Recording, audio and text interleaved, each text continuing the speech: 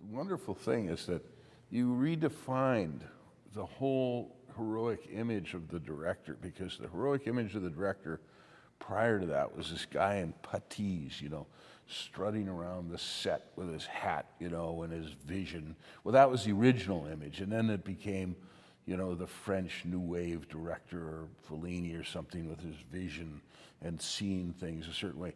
Now, to be a real director, you had to put all of your money, everything you owned, on the line, go off to some horrible place where there was a very strong possibility that you would not come back, and it had to be malarial.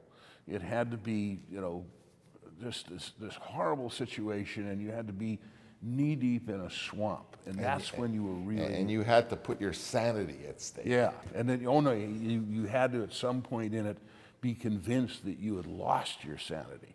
Otherwise, you weren't really directing. Really, so often people ask me, who had the idea of the helicopter battle? Who wrote those great lines? I love the smell of napalm in the morning. And I said, that's all John Milius. And as this is what I wanted to talk about, because I wasn't involved in the original creation of the script Apocalypse Now. It was like totally you, and then later George Lucas. So I wanted to ask you first, where did the idea come to you originally, before you had written it or you began to think of writing it? Well, when I was at cinema school, I sort of became obsessed with the idea that this war was raging on. And I guess that, and I thought, boy, well, this is an interesting place to have a war, a very colorful place to have a war. And it's a very colorful war. And I didn't think of it, I thought, what a great thing to have a movie, and there will be movies about this war. But of course, I didn't think much about me doing a movie about the war, because I figured I was going to go.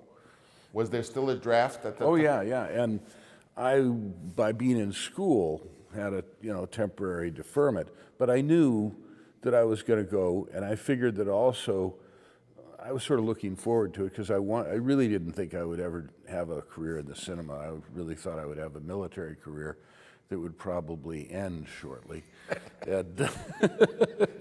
And so, I went, and I wanted to fly an F-4, and I went down one time and signed up for the Marine Air Program, and, didn't tell them that I had asthma. And so, very shortly after, I washed out on the idea, and the, fact that I had asthma. I didn't think that was fair. I thought that I didn't have asthma very often. I didn't realize that if you had asthma when you were landing on an aircraft carrier, it could be inconvenient to a lot of other people. And so, but when that happened, it made me reconfigure my whole life, because suddenly I wasn't going to go to Vietnam. I wasn't going to be killed in Vietnam. I would probably live past 26, which I had not planned on. And as most people when they're 20 don't plan very far ahead. And so now I had to think about the whole thing in a different way, and it was about 1968, I think, then. And I started thinking, boy, I really want to do something about this. And at that time, did you know George Lucas yet? Yeah, I don't remember that in my class, the only undergraduates when I got to USC were George and me and Randall Kleiser, I think, and Basil Polidorus. So when you began to think about a possible screenplay set in Vietnam, did George know about it from the beginning, or was it something we would sit down in that center part of that stable. It was an old stable there at USC, and there was an area with grass in it, in between all the buildings, and we would tell stories of all the great movies we were going to make, or we'd discuss some movie that was being, I remember when George saw The Wild Bunch, how excited he was about it. We all had to go out and see The Wild Bunch then. And of course, the other film that everybody loved then was Dr. Strangelove. Yeah. And Dr. Strangelove obviously has a profound influence on Apocalypse Now. Exactly, that's a good point.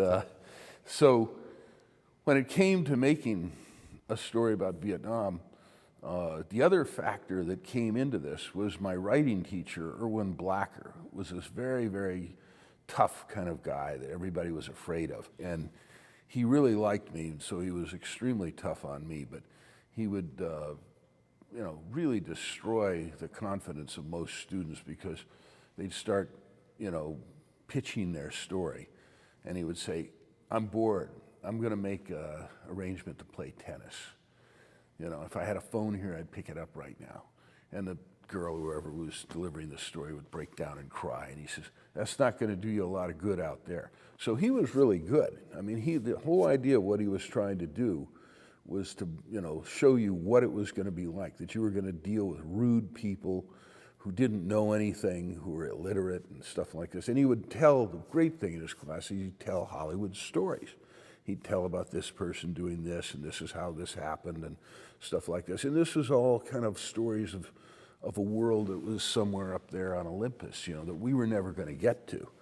So, of course, one of the things he said is he discussed Heart of Darkness. And he said, Heart of Darkness has been attempted many times, and it beat Orson Welles. He couldn't do it. And some, I don't remember who else tried it. Various other people had tried it, and they'd failed. And Heart of Darkness was one of the great stories of all English literature, and it's stumped every great writer, all these great writers, Ben Hecht and, Ernie Lehman, all these fabulous writers. And so that was like waving a red flag in front of a young bull. I didn't know that. That's great. And of course, I loved Heart of Darkness. When I was 17 years old, I read Heart of Darkness, and I was in Colorado, where I was going to school at the time, because I was sent away to Colorado to get me away from the beach. And that was like, throwing Brer Rabbit in the briar patch, because living in the mountains of Colorado, I immediately became a mountain man. I had a trap line and went hunting, and I decided that I would then become Jim Bridger, So reading Heart of Darkness was a wonderful thing to do, reading in the middle of winter about the jungles of Africa, in the Congo or whatever, while you're surrounded with snow and feeling, but at the same time feeling like a mountain man, and one of the things that was wonderful about the whole theme of Heart of Darkness was the jungle as a force in itself that either corrupts you because of your fear of it, because you realize that the jungle is primeval. It is a force that you have to give yourself to something. And it's as simple as being afraid of the dark. And that what you do in the jungle is the same thing you do when you're a kid and you're afraid of the dark. You subject yourself to darkness. In the jungle, you go deeper and deeper into the jungle, as deep as you can.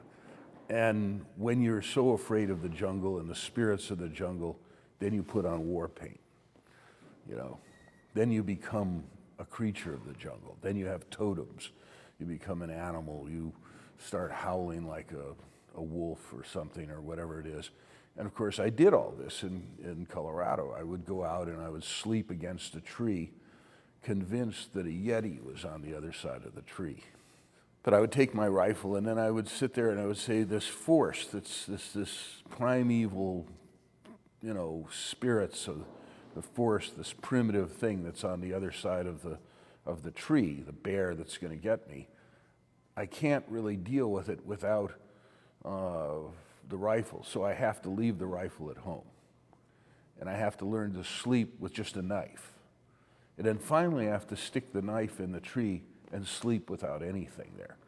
And to do that, you have to give yourself to it. And that's exactly what Heart of Darkness is about. It's about the whole idea that Kurtz has given himself to these forces. And he's not only given himself to it, he's befriended them. And he's become part of that. So when I read that story, I was so absolutely transformed by it, more than any other short story, probably more than any other literature I'd ever read. Even before I met you, I said, I'm going to have to, I think when I read that, some of those articles, like the Michael Hare articles and stuff, I said, I really should start putting something down and thinking about it. And then, like guys, contemporaries who were coming back for? Yes, that too. I had a number of friends who'd just gotten back from Vietnam, and they talked about it and everything, and I talked to them a great deal, and I realized I had numerous people, a great deal of information I could get, and I started going and finding anyone I could who'd been in Vietnam. Any surfers?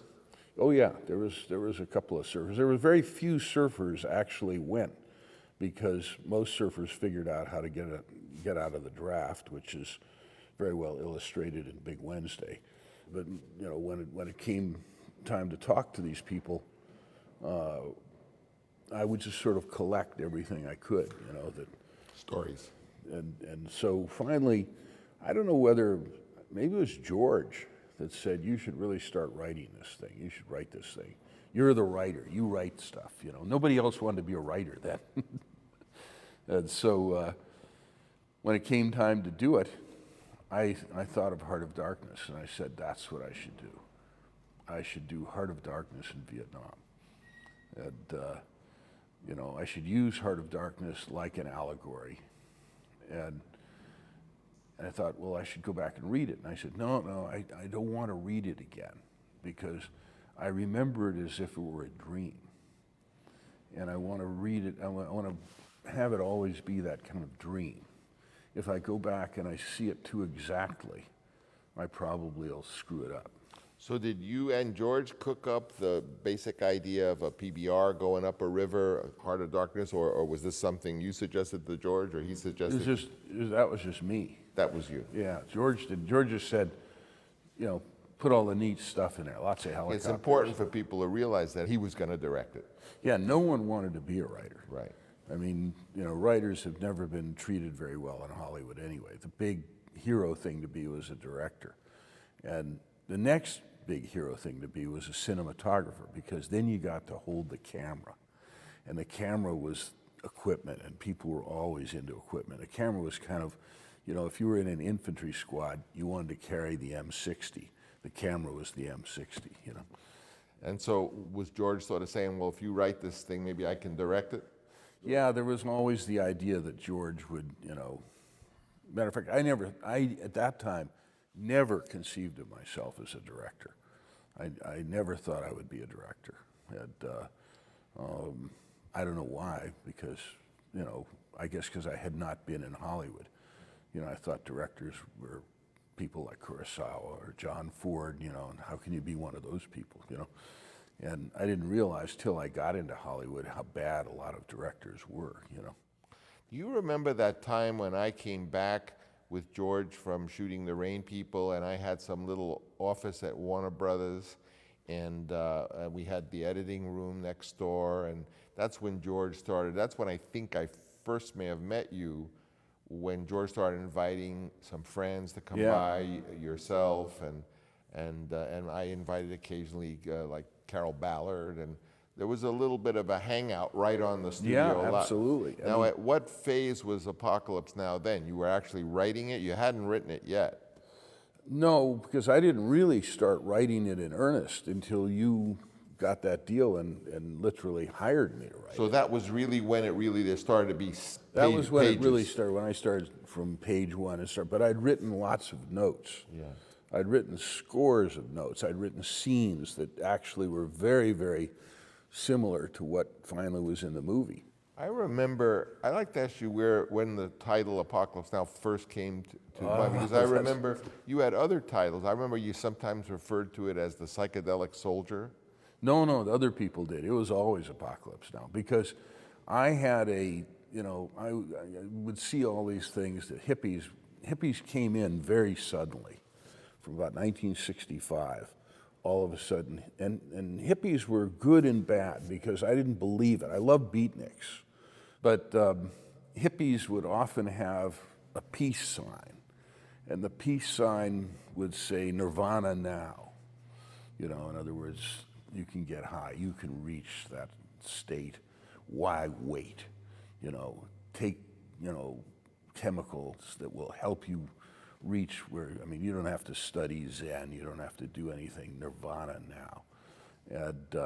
And so, of course, me wanting to be contrary, just probably for no other reason than to be contrary. And being sort of a warlike individual anyway, I took a peace sign and I converted it. It's got the, you've seen the peace sign. I put nacelles on it and a tail so that it became a B-52. And then I put Apocalypse Now. That's great. So you invented Apocalypse Now out of the Yeah. Nirvana Now, and the peace sign you turned into a B-52. Right. And I had that, and I put it on some of my books or something, or carried it around, and everybody liked that. And that was long before anything was written. Right. And so that was always going to be the title. Where did they had early on this extraordinary invention you did of the helicopter attack playing the psyops music, the Wagner, which is of course your creation. Everyone asks, "Oh, that was great what you did." I said, "I didn't do it. That was in the script." When you listen to that music, and I love Wagner, it just lends itself to helicopters for some How reason. did you come up with that? Because that was an early idea, wasn't it? Yeah, but when I wrote the script, Then you the did. two things that I thought about all the time were Wagner and the Doors. Because I wrote the script entirely to Wagner and the Doors. And that's all I did was I'd take that first Doors album and put it on and just play it. I must have played that until it just, I used it up or whatever. And the Doors truly were favorites of the Vietnam guys. Oh yeah, and I Light- remember Light the My Doors Fire. to me were always the Doors. That music was always music of war, and I remember telling that to the Doors, and they were just horrified. They just said, "This is the exact opposite of." I mean, how could you get this? I said, "Worse yet, this is what their music is most famous for now." Just a little footnote. Ironically, the Doors were all UCLA film students. Yeah. When I was there, all of Ray Manzarek and Jim Morrison, who was the son of an admiral, a very important admiral, were all UCLA film students. Yeah, isn't that amazing? I knew them at film school. Really? And Morrison was an extremely quiet, introspective young fellow, very sweet, well-read. He was a big Nietzsche fan. He knew all about Nietzsche, and he was a poet. Well, he had to be. I mean, he had to be he was a extraordinary poet. I mean, you just listen to this stuff. It's just remarkable how good it is. So what happened briefly then at that moment is I was able to wangle this deal at Warner Brothers, which is where we all were hanging out, and it was right around the time we all moved to San Francisco. Of course, our idea of that when you first came up with that, we all figured that if we were going to work in the business at all, we were, probably going to work at some commercial house cutting negative for years. And so the idea that you had sort of conned them somehow into bringing, this motley entourage over there, that we were actually going to be employed by a real big studio, And by that time, I had already gone to work. I was sort of the second guy out. You were the first guy. You'd blazed the trail, but you were so far ahead that I couldn't find the marks on the I was trees. 5-6 years older. That's Yeah. a big difference. So what happened? We moved to San Francisco, and I got this money, and I took the money that they had given me, and I divided it up between you and George and Carol Ballard and Willard Hike, and I think that Steve And Wax. I remember you came to me and you said, "How much do you need to live for a year?" And I said, and I was very bold, I said, 15 grand.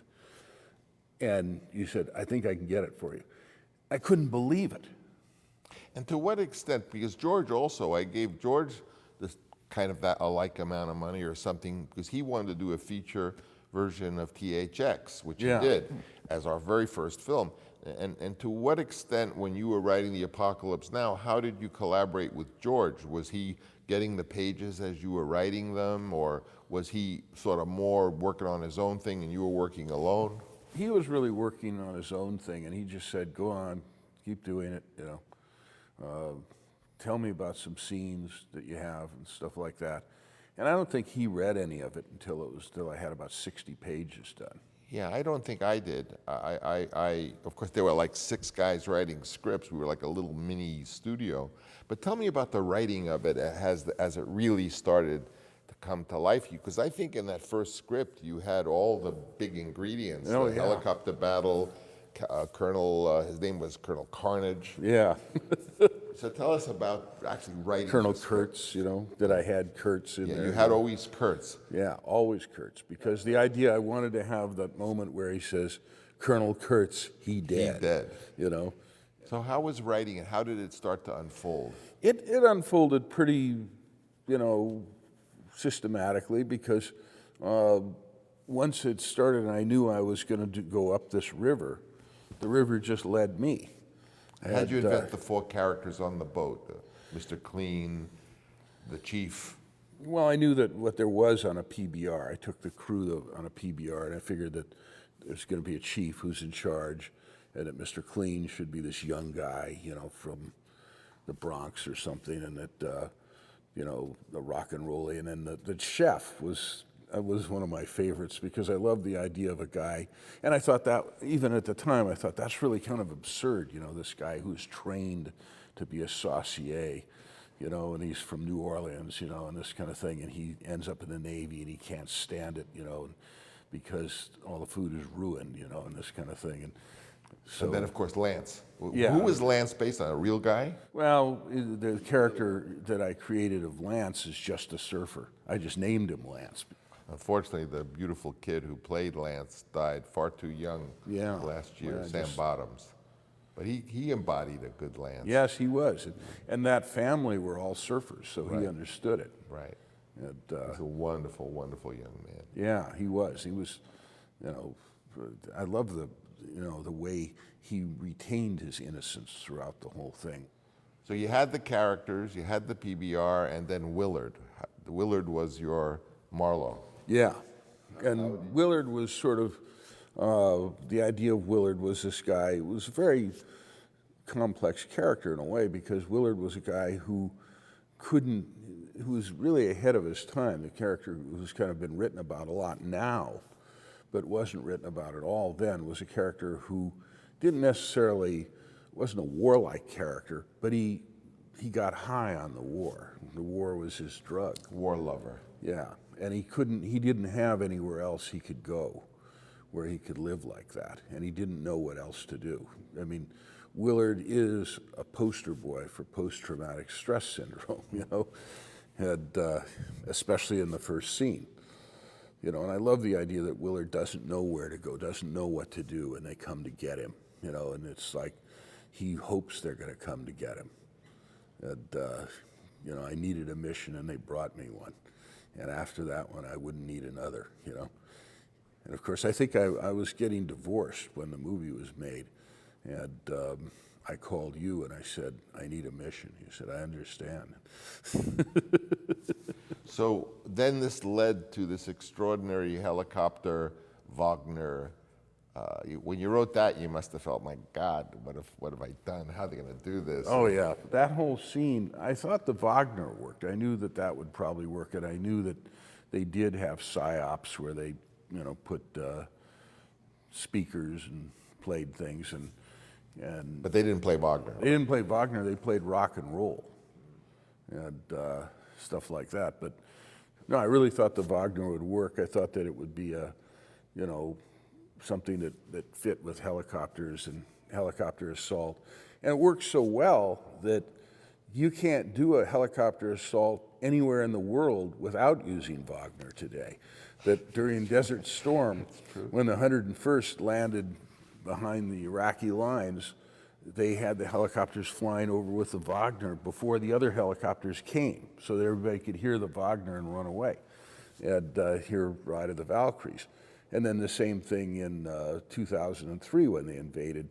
Every time the Apaches would go ahead, they'd put on the Wagner. I got a letter from the great director Von Karajan, who I think conducted the version we used, but he was so blown away by the Wagner attack that he wanted to meet me and discuss other ways of using music with film, and then he died. Really? Yeah. Wow. I wish I had that letter, but he was very, very impressed with it.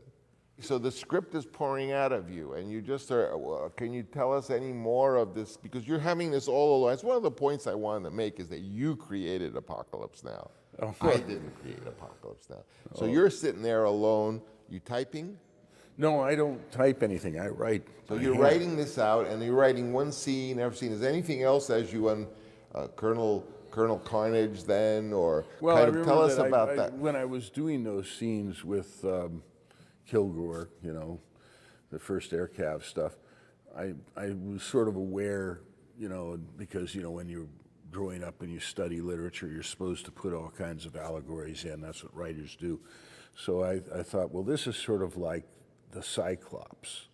This is like, Odysseus meeting the Cyclops. That's wonderful for people to know. And that, and then later when they meet the Playboy bunnies, those are the, Sirens. sirens, And, this is the Cyclops, and he has to fool the Cyclops to get past. And then the only way he can fool him is with these surfers. And he finds the means. He says, here's Lance, here's Lance Johnson. And he kind of encourages him, and he says, we have to get up into this river, there's supposed to be really good surf up there. And I love when he says, "I'm a goofy foot." yeah, yeah. And I love the idea that he, that it makes perfect sense that he would be interested in surfing, that he would want to go. The other thing that made me put that in there was, once again, going back to the 6-Day War, was there was an article I read about Ariel Sharon, and that Sharon had led this, armored incursion, this deep strike all the way down to Aqaba. And when they'd taken Aqaba, he got off of his tank and he loved to skin dive. And there were fish that were only in Aqaba.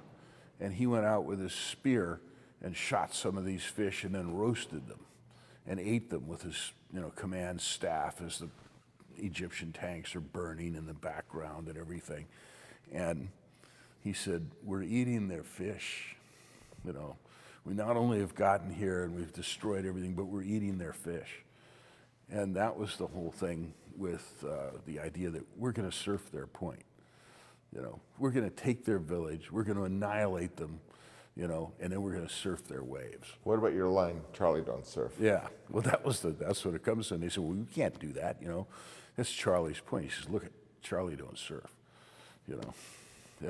And that goes back to the idea of the whole thing with, Kilgore, is that somebody once, actually I came up with the idea that it was a California war, that as opposed to World War II, where the guys in World War II, if all the movies about World War II, there's always a guy from the Bronx, another guy's maybe from the Midwest, but nobody's from California.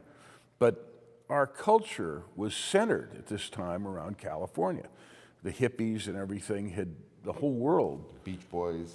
Yeah, everything Doors. was California. So, and of course the war became California. You'd constantly see pictures of helicopters with flames on the front, flames on the rocket pods, psychedelic writing on the front. Everybody, every grunt had a peace sign, peace, which was ridiculous, or peace through superior firepower, something like that on their helmet, they were constantly listening to hippie music and stuff like this. So it was this clash between California culture and this ancient place, that had resisted even Genghis Khan, that Vietnam, Indochina had resisted the French, had resisted everything. Its culture. Chinese. Yeah, it resisted the Chinese and had absorbed and resisted everything. And now it had this thin film of communism on it. But underneath was this deep Oriental mysticism, this wonderful, inscrutable Oriental character that was coming up against California, against rock and roll, and drugs, and immense firepower. Water skiing. Yeah, water skiing. Where did that come from? The idea, doesn't it make sense that if you're on a PBR, you definitely want a water ski behind it, And Did you invent it, or hear that it happened? no, I just thought that up. I thought, because surfers did that all the time, You once told me a line that when I directed it, always held central, and I wonder, I'm sure you remember, you told me the line you heard somewhere is we teach the boys to drop fire on people and yet won't let them write the word on the fuck side of on their their airplanes. And that really was interesting that when I went to Desert Storm many years later, and I went to the Marine Air Group that was based in Bahrain, all the airplanes, and the Marines were, you know, they'd won their battles and everything, and all the airplanes were air superiority gray with the numbers on them and stuff like that. And the only thing that distinguished them, gave them personality, was they had the names of the pilots, you know, so-and-so Bud something or other, or so-and-so Moon something or other. But when you went over to the British, they had naked women on the sides of their airplanes and all kinds of, you know, things on them, you know. Immoral things. Yeah, lots of immoral things. And the British were so straight-laced and everything that somehow we have accepted the idea that we can't do this, you know. While at the same time we were burning Yeah. people alive. And Right. so what I'm focusing on is basically how you invented all this stuff just when you wrote that first draft. And now you were getting through the middle of it.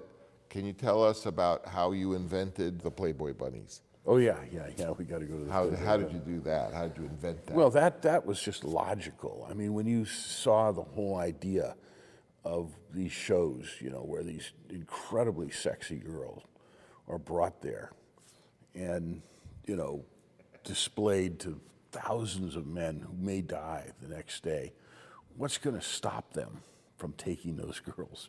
You know, why wouldn't they take those girls, you know? And that must have happened many times where it kind of got out of hand, you know. Did you ever hear that it had, or you? I didn't ever hear that it had. In fact, most of the people told me that they were just so happy to see, you know, a girl from home, gyrating, looking sexy, and all that kind of thing, and just, you know, so happened just to see that was enough that made them feel good. But they did say there was a desire, you know, why don't we just go take these girls, you know, or something like this. And the whole idea that these guys would run into that and they would be tempted, because these are the sirens. These were supposed to be the sirens, you know, that they, you know, I really, you know, like the first version better where they don't ever touch them, because they can't touch the sirens. You can't touch the sirens or you'll end up on the rocks. You mean when we edited out the subsequent, when they find that was in the script though, originally? Yeah, it was. And when I liked it, when I saw the movie, I said, boy, I'm glad that part's gone, you know. Well, with a flick of the switch, they can see the first version the way it is. And it's only if they want to waste another half hour that they can see the, you know, I mean, it's they're two different. But I mean, that's what's sort of good about when a movie's made, and you know all the things that we did, and you and I went over so many things, and some of the stuff that you think that was great when you first wrote it, you sit there and go, oh my God, you know, how did I ever do that? And other things that are interesting, how they come out, like the famous lines of Duvall's. Yeah. You never know. Yeah, you know, I love the smell of napalm in the morning. Is that too? When you used to do it yourself so well. But I thought, this is so over the top. This will be the first thing that comes out. Well, he did it well. He did it so well. He was very committed to the character. And what was great is he came to me and he asked me, he wanted to know what all those surfing terms were, exactly what they were. You know, he wanted to go down to Malibu, sit there and look at surfers, you know, see how they walked around, what they did. He wanted to, you know that when he talked about a cutback, what a cutback was, you know. And I love in the latest version where it comes to the conclusion that which is that they steal his board. You know, I love the fact that they steal his board and then he comes looking for it. I will not hurt or harm you. Just leave the board. It's awfully hard to get a good board, you know. Well, you know, when we showed the movie first as you remember, when the movie first came out, it was very dicey which way it was going to go. Yeah. And I really had my life based on it. I had financed it, and you know, it was starting to get a kind of negative buzz. It got some horrible reviews. I remember the reviewer Frank Rich Oh yeah, wrote he hated it. in his review, he says, "This is the greatest disaster in all of 50 years of Hollywood." I'm thinking, gee, weren't there worse than Apocalypse? Weren't there movies in Hello, Dolly was sort of, I think, was a... Well, anyway, is it really the worst disaster? I felt my feelings were so hurt by this pronouncement, you know. But we were very anxious to kind of make the film at first into more of a conventional war film. So we went through, and it was, it was 2 hours and God knows 45 minutes long or whatever. And so we were trying to cut out, and we even cut out that nice opening where the helicopter lands and Kilgore steps out. We saved a little time there. We saved the stealing of the boards. We cut out we cut out a lot of stuff. Oh yeah. And then later on, it sort of, the movie started, the people kept going to see it at the Cinerama Dome, and it started to become, I was pulled from the jaws of death, or I dodged a bullet, as Mario Puzo used to say. And then many years later, we said, well, let's put it all back in, you know, and that's how it comes that there are two versions. But I'm still interested in you inventing this script, and now you're approaching, you said that you read about construction gangs and actual building of the bridge. Yeah, they were building these bridges and building things. And I had a friend, a very close friend, Fred Rexer, who was in Special Forces and did demolitions with, he'd blow up these French bridges and rebuild them and stuff. And they were out there with these Bechtel Corporation construction gangs and stuff like this in the middle of this war zone. Not unlike what's going on right now in Afghanistan or Iraq. You know, I mean, this is what, I'm sure this happened all the time in World War II also, you know. And so the idea was that this bridge was sort of the last place, and the idea was that they would say this bridge is open, and at night the NVA or the VC would mortar it, and just enough to mortar it, you know, mortar the whole area considerably, or assault the area, try and tear it down so that they could say the bridge was down. And just every day it was, depending what time it was up or down. Right, and it would go back and forth. And that this bridge was the last vestige of real civilization. Yeah. That's the way I thought of it in the movie when I was working on it. I said, once you get past the Long Bridge, everything else is totally surreal. Yeah, then you travel through time, you go into the jungle, you know, that's the gate. And that there was another gate too, which was the tail of the B-52. Yeah, that was a dramatic image to see. That once they pass, I remember when I wrote that scene, that the idea, and of course you write stuff that can never be done, but I wrote that they could go under the tail of the B-52 and the river widens, and there's all these beautiful waterfowl kind of circling, and then at the end of where it widens, it goes dark again into this sort of, the trees come over and it's like a hole, and it's going to hell, you know.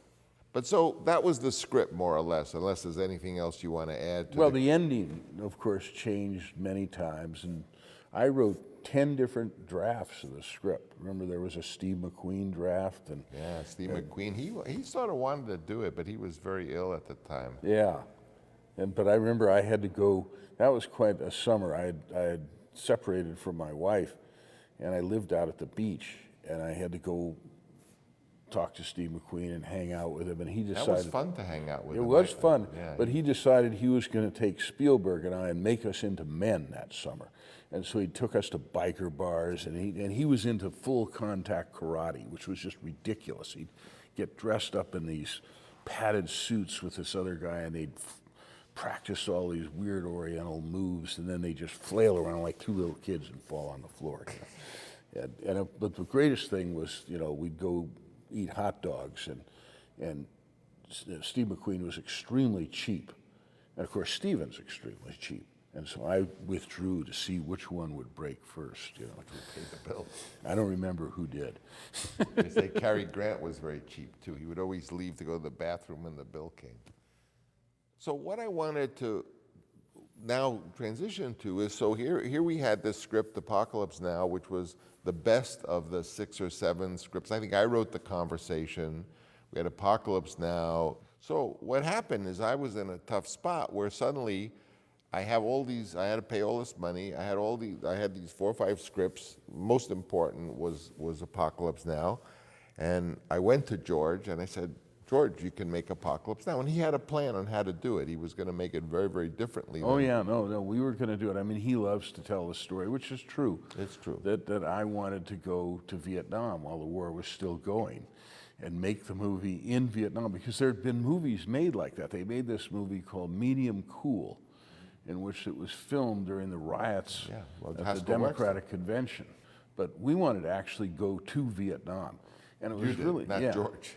But I mean, but there were other people, you know, who, part of our group, who would never, they would sooner go to Canada than be in the army, or they would sooner do something really rash like get married or something. But they were perfectly willing to go make a movie in Vietnam. You know, they would, you know, thread their way through the tripwires and snakes and tigers and stuff, and to make a movie. I mean, it was just really interesting how people will do anything to make a movie. George wanted to make the movie up in Stockton. Yeah. In black and white, 16 millimeter, get a couple of helicopters and just basically do it in a kind of pseudo-documentary style. Yeah, he wanted to copy Battle of Algiers. Which is not a bad idea.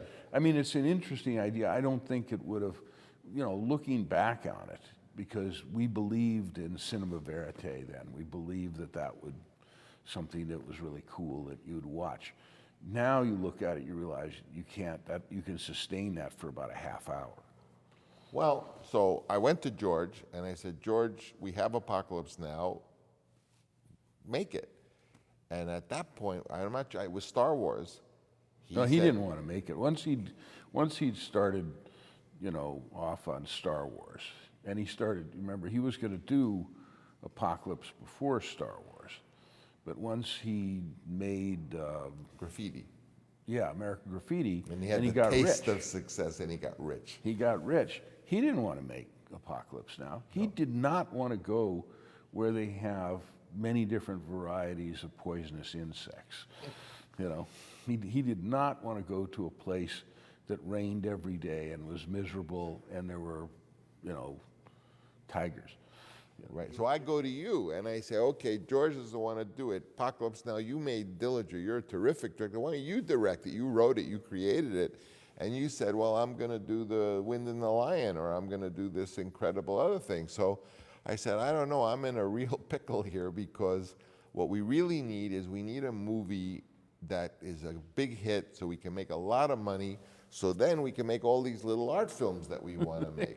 So I said, what if we made Apocalypse Now, if I made it, and instead of doing it the way George wants to do it, as a kind of Battle of Algiers, what if I do it as a kind of IMAX spectacle, you know, color, go make it bigger and as big as I can do it, and go the opposite direction of George, and then make it, you know, so it can be a hit like The Guns of Navarone, or it's one of those big, because you thought a war movie could make a lot, and we'll make a lot of money, and then I can make the, you know, little movies, you know, like I had done The Conversation, because I had gotten to make The Conversation because of the success of The Godfather.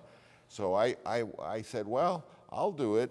I had no real reason to do Apocalypse Now, except I did very much like the script, and I liked Hearts of Darkness, but also I figured this is a chance, which was always the holy grail, make some huge picture that makes a ton of money, and then make little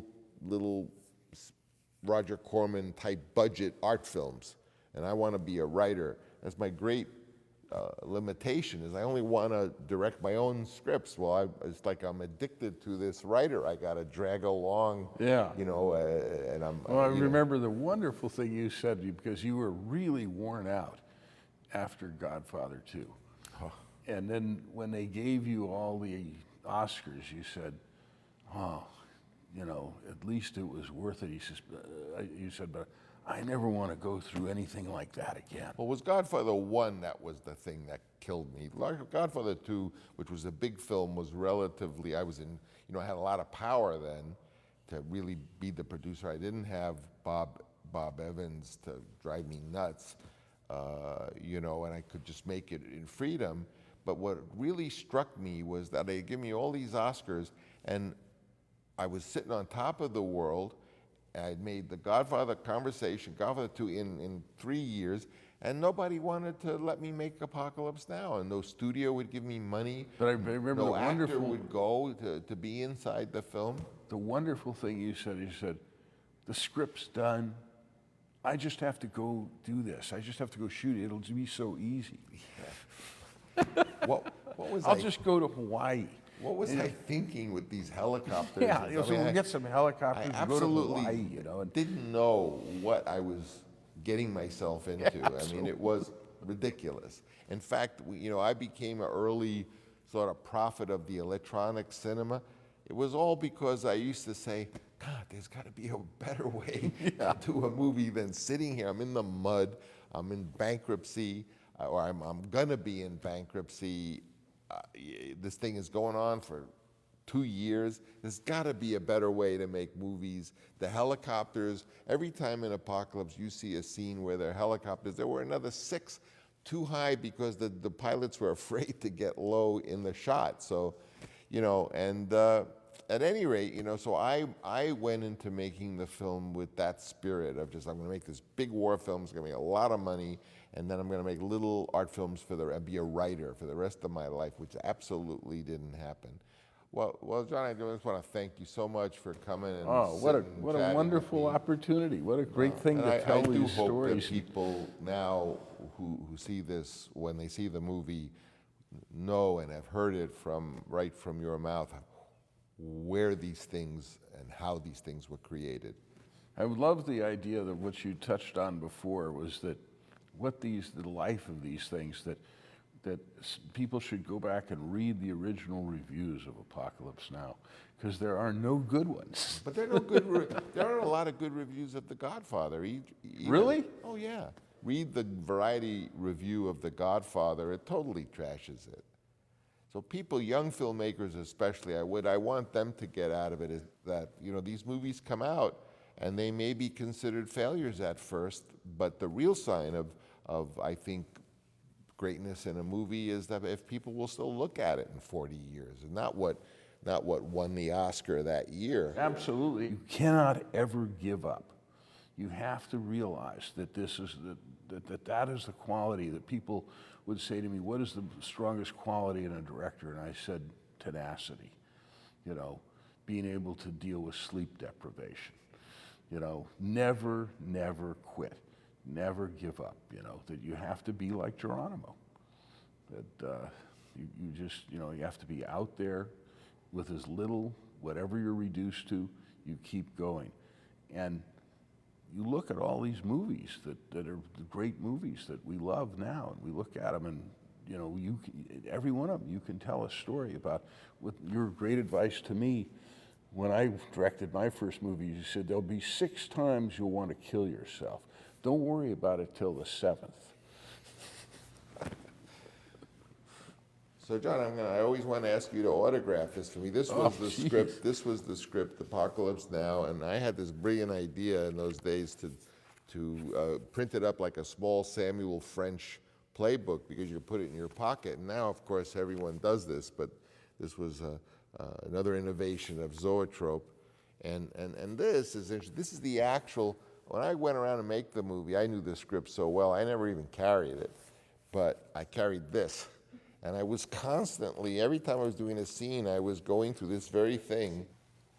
This was my Bible during the actual making of the movie, and it still has some of the scenes of things. We penetrated deeper and deeper into the heart of darkness. It was very quiet there. At night, sometimes the roll of drums behind the curtain of trees would run up the river and remain sustained faintly, as if hovering in the air high over our heads till the first break of day. Whether it meant war, peace, or prayer, we could not tell. So that I wanted to show you, and this I'm going to beg you to autograph to me. There. This is $1 million on eBay. You want to eat something? Yeah, let's go. Go get some good. I have healthy stuff. Broccoli. Wait, I got it.